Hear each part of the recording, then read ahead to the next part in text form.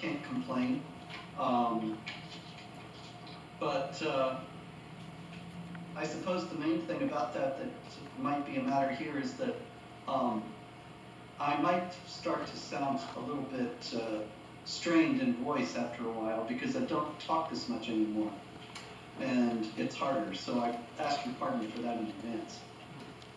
Number 2, how can we get people like you reinstated to retrain our leadership, current administration, so they understand the ideology we are up against? Well, I have to confess that I kind of thought when Trump was elected, or half expected, or hoped, that I would be reinstated as a trainer for FBI and military groups, for which about 5 years I would introduce those groups to the jihadi mindset and take them through the Quran and the life of Muhammad and show them what the belief system was of the jihadis. After all, it's one of the oldest adages of warfare going back to Sun Tzu. You can't defeat an enemy that you don't understand. And the Obama administration, people don't believe this when I tell them, but it's absolutely true, made it a matter of policy in 2010 that there would be no mention of Islam and jihad and counterterror training, thereby making it virtually impossible for agents, unless they did it on their own, unless they studied on their own, to understand the people that we're up against. And this was an appalling misuse of power, an appalling mistake for the feds, and it's not been fully corrected. Trump has reintroduced some counterterror material that talks about so-called Islamist extremism, but there's a lot of resistance in the FBI in particular, as well as in the military.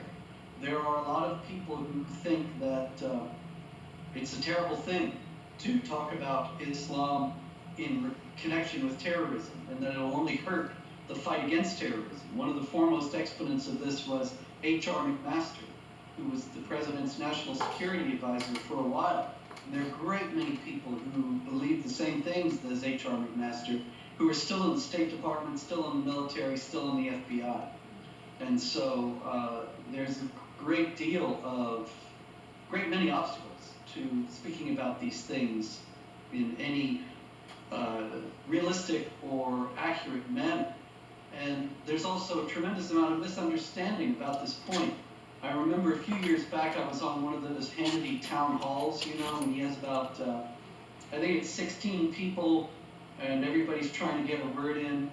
And I mentioned this. I said that this is a terrible scandal that the Obama administration has, which was then in power, disallowed any mention of Islam and jihad in connection with terrorism. And this woman who was also on the panel, unfortunately I don't remember her name, actually said, no, that's not true. I was just at a meeting where we were discussing violent extremism. Well, violent extremism is the euphemism that the Obama administration employed in order to avoid speaking about Islam in connection with terrorism.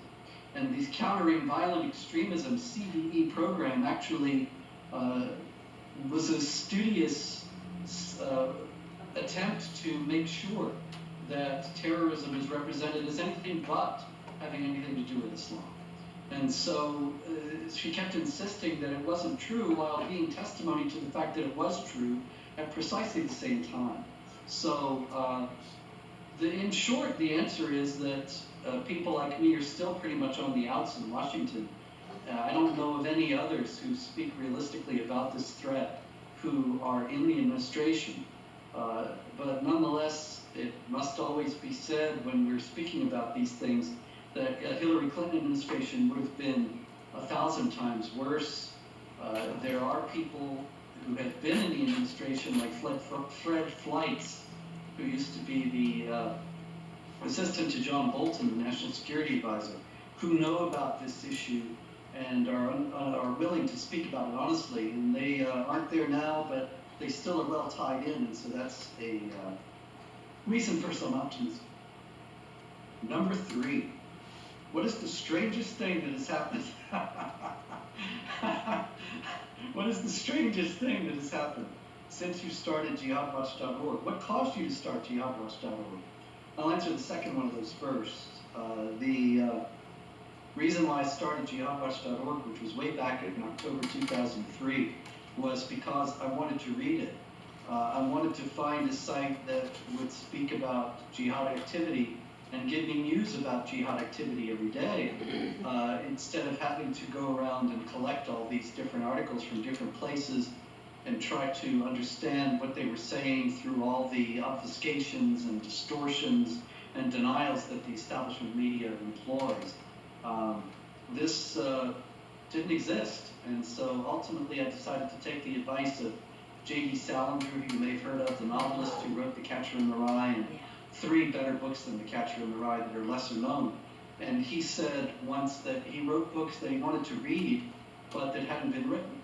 And I've actually done that with some of the books I've written, as well as with Jihad Watch.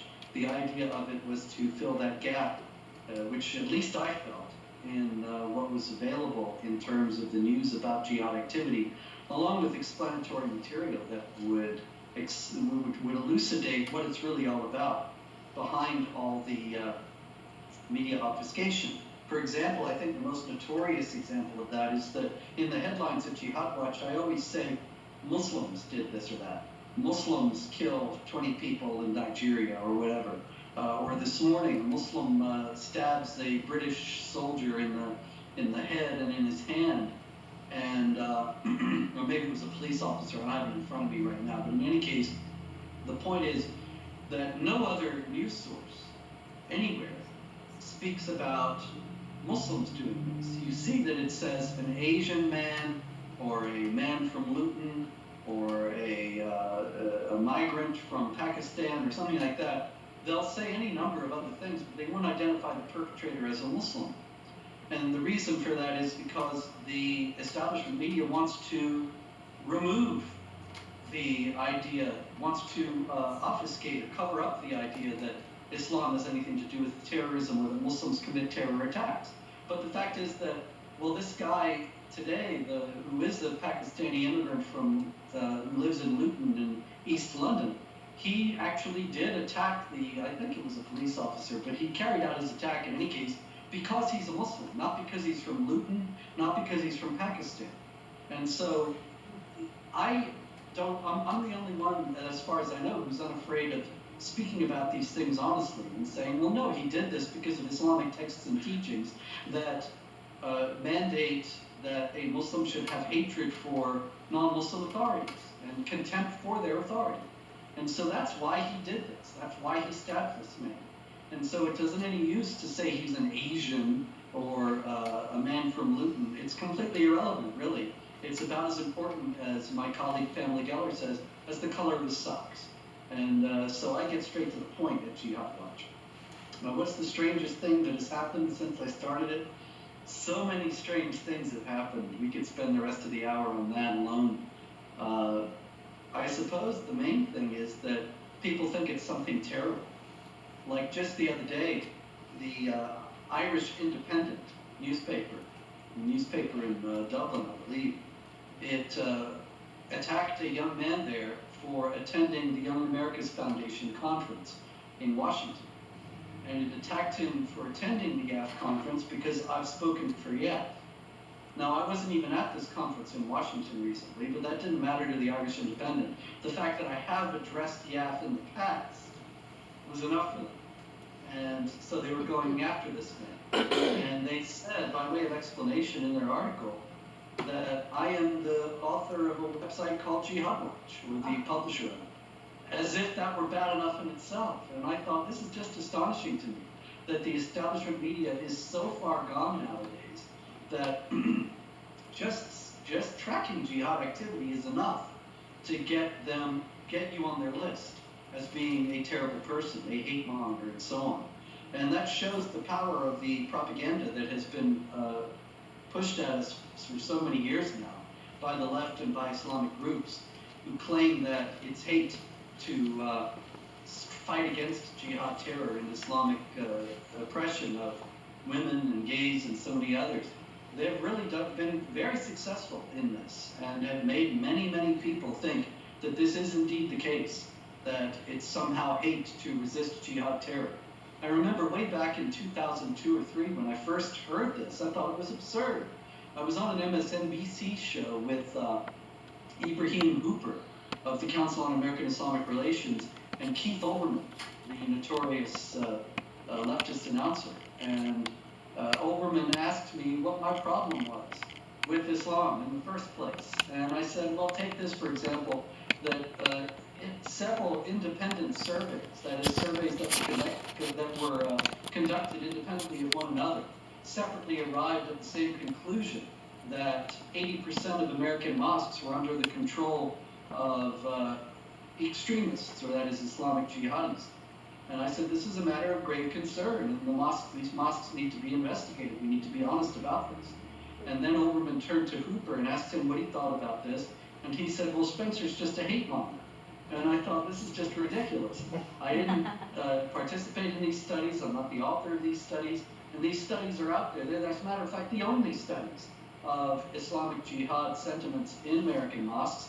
And they all say the same thing, that 4 out of 5 American mosques are involved in preaching the same ideology that Al-Qaeda and ISIS hold. And that was it. That was enough. I was a hate monger, and that was it as far as Olbermann was concerned and as far as Hooper was concerned. And I thought, this is astonishing. Americans aren't going to go for this.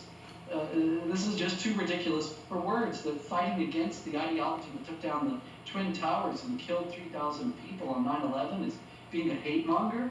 It's beyond absurd, but it's been very successful, and it's taken deep root. So that is indeed the strangest thing that has happened since I started Jihad Watch. Number 4, how can we find ex-Muslim allies to partner with? In the first place, you don't need them. We don't need to play the identity politics games that the left plays. And there are all too many conservatives who think, and foes of jihad terror in general, who think, oh, well, we can't really say these things ourselves because we are non-Muslims, or because we're largely white, or because we're Americans. We have to get some Muslim to say it, some moderate Muslim spokesman, or if failing that, then some ex-Muslim. And that will give our efforts credibility, and it will give the impression that we're not racist or bigoted, which is what the left always says about us. In the first place, we're not racist or bigoted because it's not racist or bigoted to oppose mass murder and oppression of women and others. And so we need to just stand unapologetically on that. We don't have to have some front man who's a Muslim or an ex-Muslim to give our efforts validity. All that being said, at the same time, if you have to have one, there are some very courageous and outspoken ex-Muslims out there.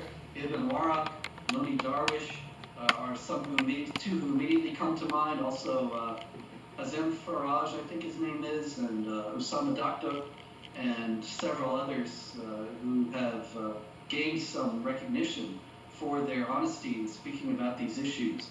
I don't recommend any of the moderate Muslim spokesmen. I think that if you're going to be honest about the teachings of the Quran, the teachings of Islamic law, then you're going to see that Islam is not a religion of peace. And somebody like Zuhdi Jasser, who goes around saying that if you rightly understand Islam, it's really a peaceful religion, that's just not honest. He's either not being honest or he's not very bright. I don't know which one it is, but the fact is that what he's saying is false, and I don't see any good in telling falsehoods. Number 5, is there a way to easily detect who's genuinely friendly and who is a hidden radical practicing taqiyya? Well, that's a good example. I'm not saying that Zuhdi is a hidden radical. He might just be somebody who is well, I'll give you an example. I'll tell you another story if you don't mind. Many years ago, David Horowitz and I were doing an initiative to get Muslims to repudiate the genocidal hadith. Hadith is a report about Muhammad's words and deeds, and the genocidal hadith is a famous story in which Muhammad says, at the end times, in the last days, Muslims will kill Jews, and the Jews will hide behind trees, and the trees will cry out, oh Muslim, there's a Jew hiding behind me, come and kill him.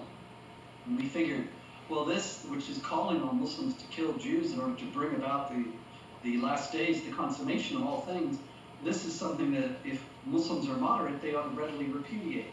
So we asked all the Muslim groups and Muslim spokesmen in the United States to repudiate this hadith, and none of them would.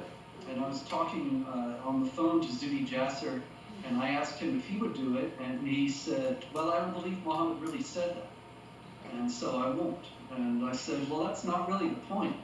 A lot of Muslims believe Muhammad said that. Hamas quotes this all the time. A lot of other Muslim spokesmen quote this all the time. And so can you repudiate it on that basis? And he said, yes, as long as you're not involved with it in any public manner. And I said, why?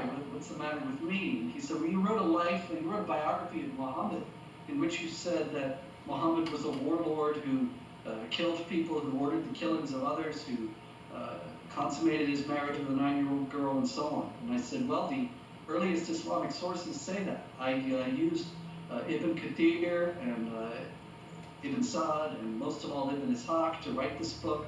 Bukhari and Muslim, the hadith collections, and the other hadith collections that are considered authentic by Muslims.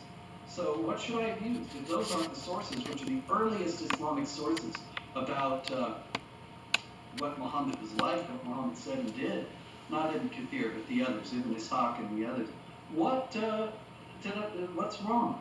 What sources should I have used? And he said, well, those are the sources, but I just believe that Muhammad was a wonderful man, and you didn't portray him as such. And so I think, well, he's got his own, you remember that old song from the 80s, Your Own Private Idaho? He's got his own private Islam. Doesn't have anything to do with the real thing. And that's very nice, but nobody should really be thinking him as some influential Muslim spokesman. There's a reason why he doesn't have any significant following among Muslims. So in short, the answer is, how can we find ex-Muslim allies to partner with? Is there a way to easily detect who is genuinely friendly and who's a hidden radical practicing taqiyya?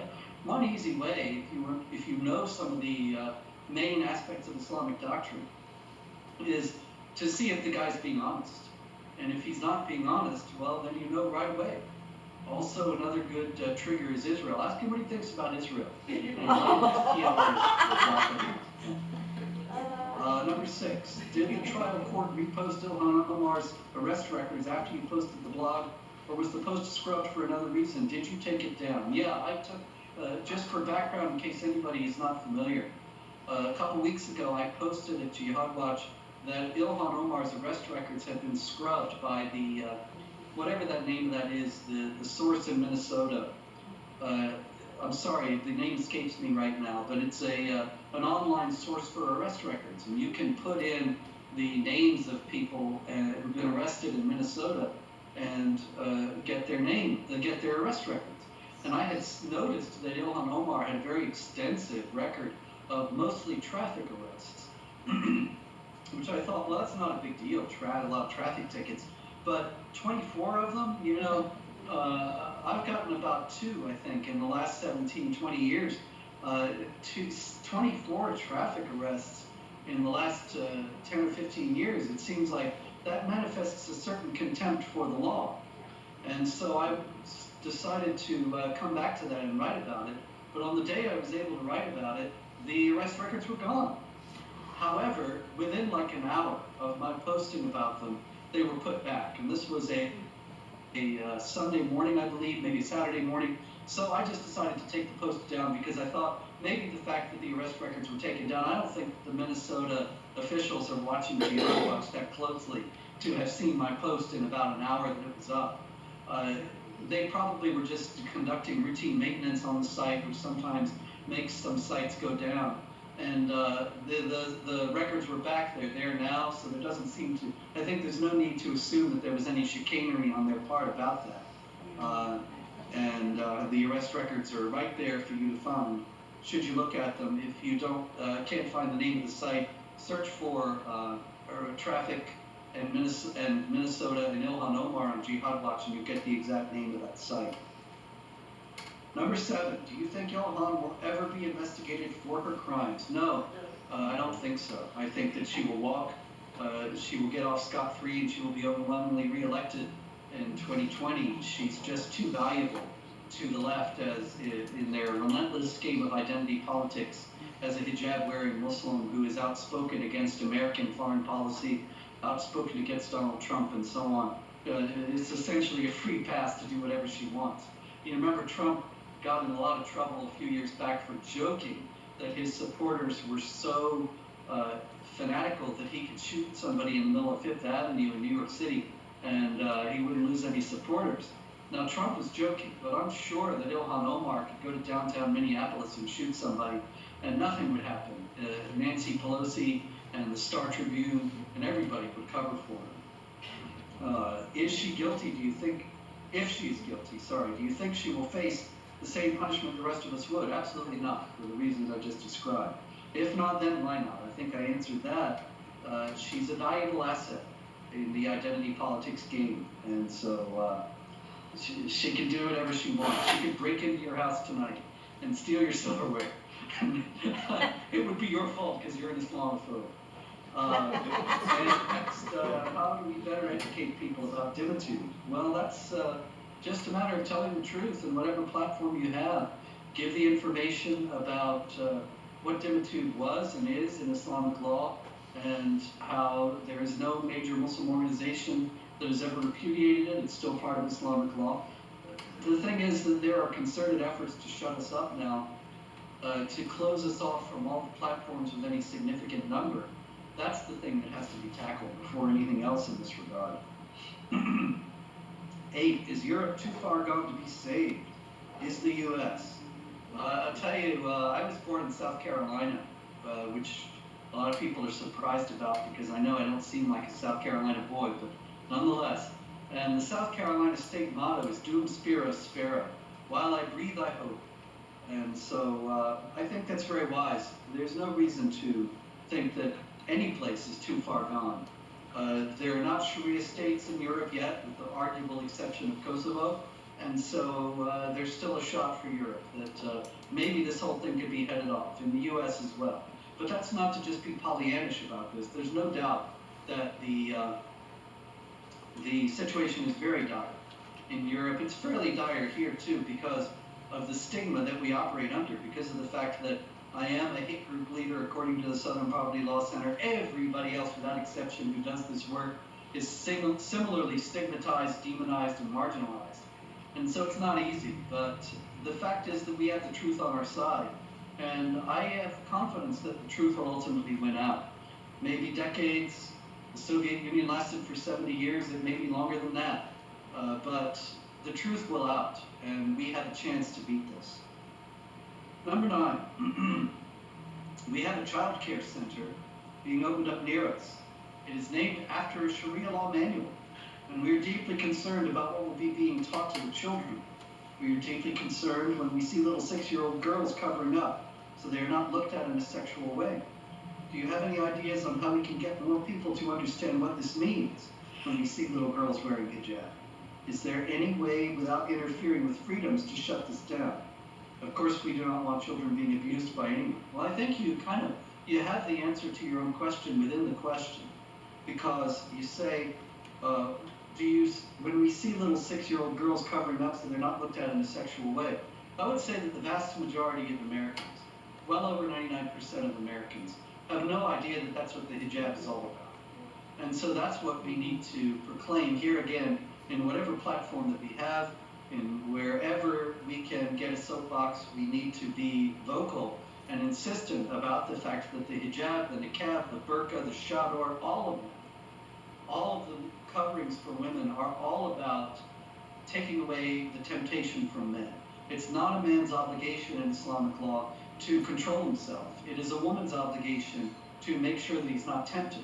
And if she gets raped or sexually assaulted, it's her fault, because she did not go to enough effort to make sure that men are not tempted. The vast majority of Americans have no idea of this, and how concomitantly the 6-year-old girls are being sexualized by being made to wear this. Because otherwise, if they were not considered to be a sexual object, they wouldn't have to wear it. And even younger girls than that. And so that's what I think is the key to getting Americans to be concerned about this and heading off the abuse that this could be heralded by trying to publicize as much as is humanly possible the underlying principles behind the hijab and how it is a deeply dehumanizing garment for Muslim women and girls. Number 10, do you think hate crime laws will be used as blasphemy laws? Oh, absolutely, that's what they are. There's no doubt about that. For example, the Organization of Islamic Cooperation has compelled the UN several times to call upon member states to criminalize so-called incitement to religious hatred. But incitement to religious hatred has been around for centuries in the West and has never been criminalized. And crucifix in a jar of urine was celebrated with a National Endowment for the Arts grant. And the establishment media scolded people who thought that it was disgusting and blasphemous against Christianity as being against the freedom of speech. But when it came to cartoons of Muhammad, suddenly the establishment media lost all its concern for the freedom of speech and started speaking about how we had to respect Islam and Muslims and not engage in hate speech. So it's very clear that the Organization of Islamic Cooperation, by its very name, and the leftists in the Western intelligentsia and in the United States in particular are only concerned about offending Islam. That is, they're only concerned about enforcing Islamic blasphemy laws. They couldn't care less when there's blasphemy against Christianity or Judaism or Hinduism or Buddhism. It's all about Islamic blasphemy law. How can we safeguard ourselves against Muslims using social media platforms to create fake posts that would implicate us in a blasphemy case? Well, if the post is fake, then you have to be able to document that. And so you have to document your own sites and be very careful to take screenshots of everything that you post and timestamps and everything that can be manipulated, and keep an archive of all these things. Of course, you're going to get prosecuted, you're going to get blamed, you're going to get falsely accused anyway, because the people we're opposing have a great deal of power, a great deal more power than we have. And we can only hope that the president's recent statements about an executive order that compels the social media giants to be more fair in their application of their hate speech so-called requirements, that might save this situation. But right now that situation is very dire. Number 11, CARE is Hamas. How can we get them declared a terrorist organization and shut down? Well, the key to that are the ongoing efforts to get the Muslim Brotherhood declared a terrorist organization. The Muslim Brotherhood is, of course, the forefather of Al-Qaeda and Hamas, both of which were founded by people who had links to the Brotherhood. The Brotherhood is, in itself, responsible for a great many terror attacks, that is, Brotherhood sympathizers and Brotherhood members in Egypt and elsewhere. Hamas, the jihad terror group in Gaza, calls itself the Muslim Brotherhood for Palestine. And so there is a great deal of reason to declare the Muslim Brotherhood a terrorist organization, and then that would lead to CARE as a Muslim Brotherhood organization being also declared a terrorist organization. But there are so many Muslim Brotherhood and Muslim Brotherhood linked operatives in the US government right now and in the various intelligence agencies that this has been a very uphill battle and is going to continue to be a very uphill battle. Number 12, what is the most concerning aspect of having a Sharia-compliant Muslim for an Attorney General? And of course, for anybody who doesn't know, I'm sure there's nobody who doesn't know in your group, you're referring to Keith Ellison, the Attorney General of Minnesota and the former congressman. Now, Ellison, it's very dangerous to have him as Attorney General of Minnesota, because remember that Ilhan Omar's district, which Keith Ellison used to be the congressman from, is the terror capital of the world and the place from which the most terrorists have gone to join jihad terror groups, more, that is, than any other place in the United States. And what